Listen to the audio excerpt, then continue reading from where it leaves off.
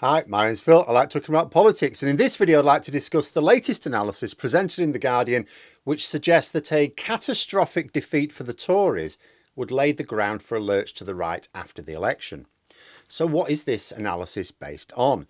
But first, if you'd like to be notified of daily news and politics, please subscribe to the channel.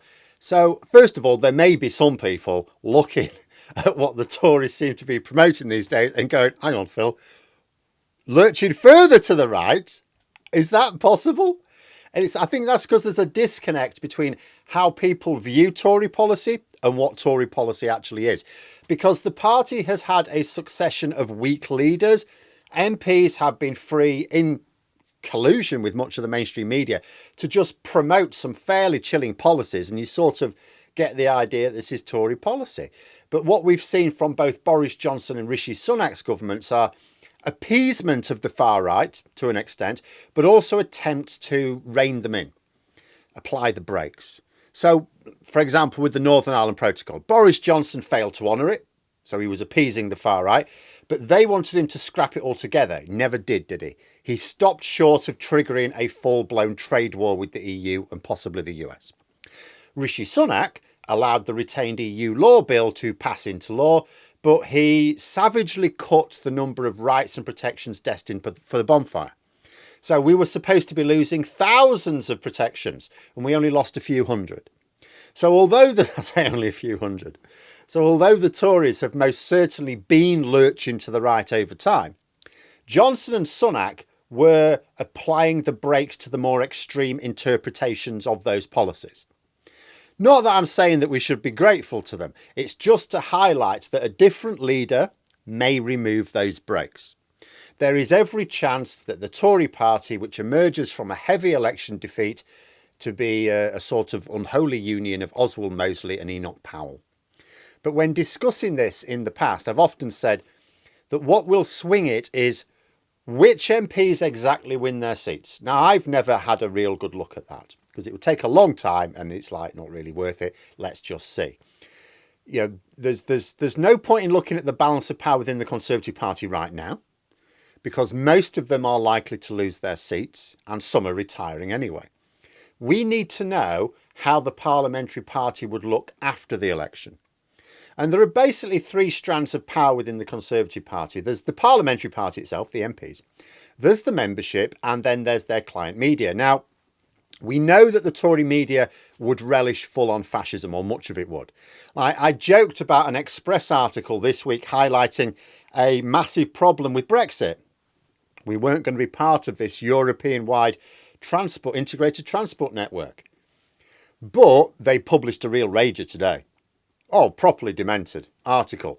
I've the most demented article I've read from them for some time, trying to suggest that Brussels has personally decided the government in Poland. It was nothing to do with people voted. It was Brussels, you see, and that Starmer's Labour is going to do the same. You know, papers like this would welcome the idea of the Tory party going full jackboot, right? The membership are also naturally more inclined towards extreme views as well.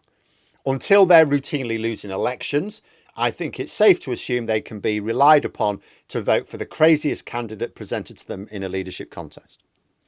So the real balance of power will be the parliamentary party. After the election, they're going to have another leadership contest.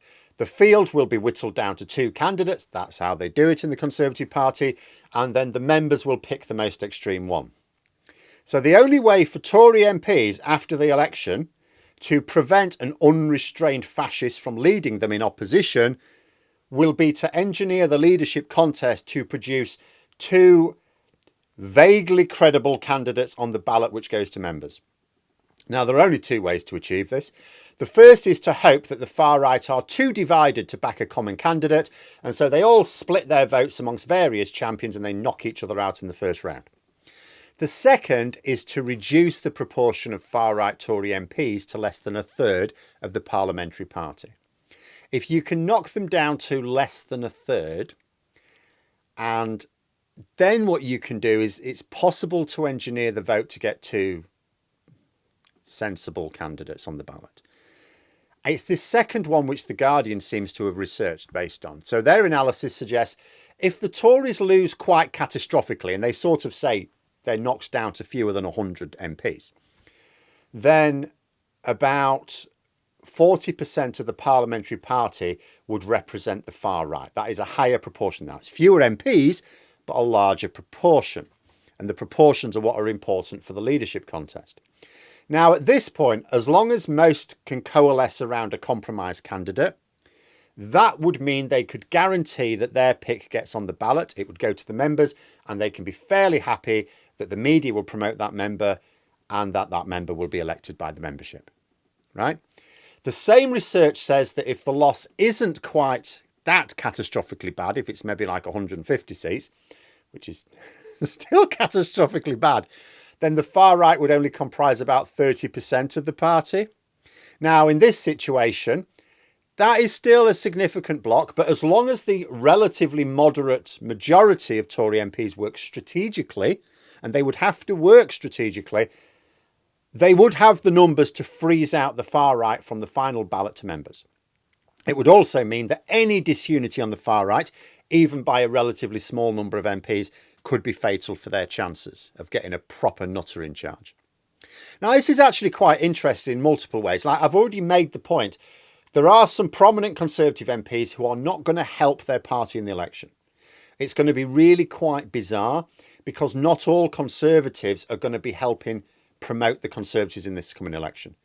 And that's because it's in their interest to lose. People like Suella Braverman, Priti Patel, Liz Truss, they would prefer the option where the far right has greater representation in the parliamentary party because it will help them take back power. And this research indicates that their chances are best if the Tory party is beaten down very badly to fewer than 100 MPs. Now, being clear, I don't think the Tories are going to lose that badly. You can't rule anything out in these mad times, but I do think Sunak is going to make an arse of the election campaign, just like Theresa May did in 2017. But I just can't believe that being reduced down to fewer than 100 MPs is likely. They have tricks up their sleeve. There's going to be dirty tactics. You know, they're going to spend a lot of money playing dirty, and it's to an extent going to work. But this research says that the more catastrophic the loss, the better for the far right of the party. From the point of view of representation, obviously not from the point of view of people who end up losing their seats. So now we have a situation where it's not only in the interests of the far right to lose the election, but to lose it very badly.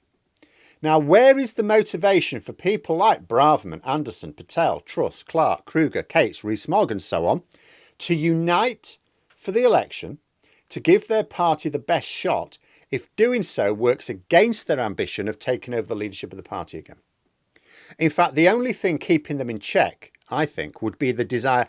They will want to avoid being seen as disloyal to the party in the eyes of members. They don't want to piss off the members, so they can't be seen to be undermining the election campaign, but they would seek to do so.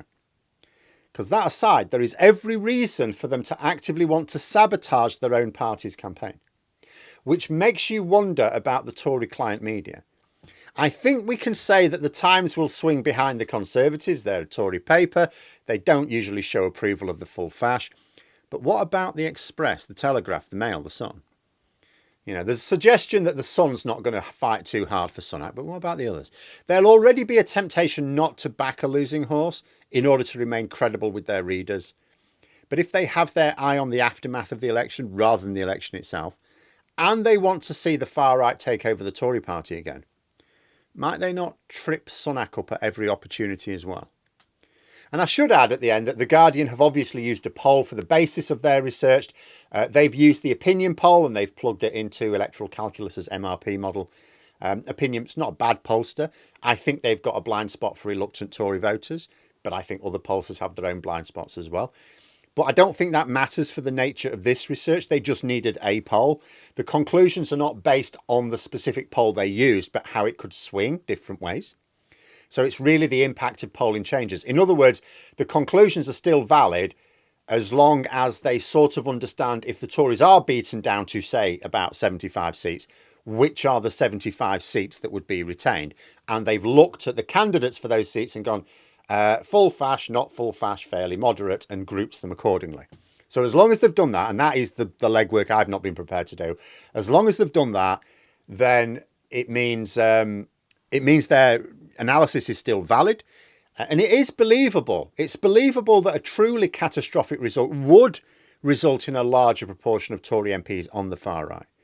And that is because parliamentary candidates on the extremes of politics, whether left or right, tend to struggle in harder to fight seats, in marginal constituencies, because of, by nature of the fact that they will not appeal to people in the centre, which is the largest voting bloc.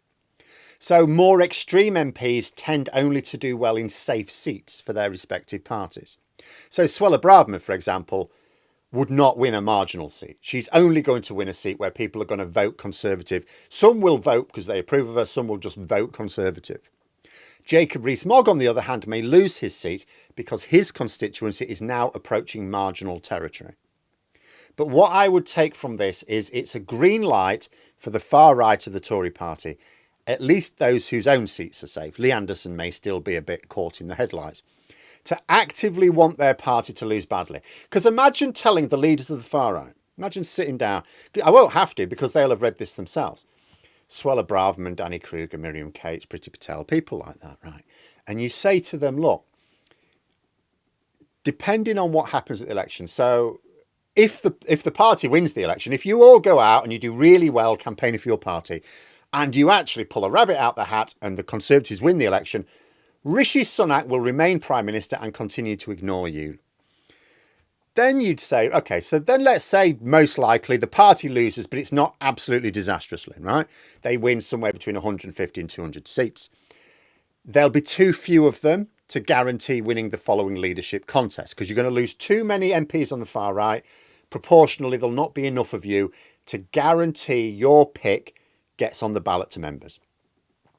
Only if the party loses catastrophically will you be in the best position to take over the leadership after the election. What would your approach to the election be? Could be interesting. But there we are. Those are my thoughts. Let me know yours in the comments below. Hope you found the video interesting. If you did, please click the like button.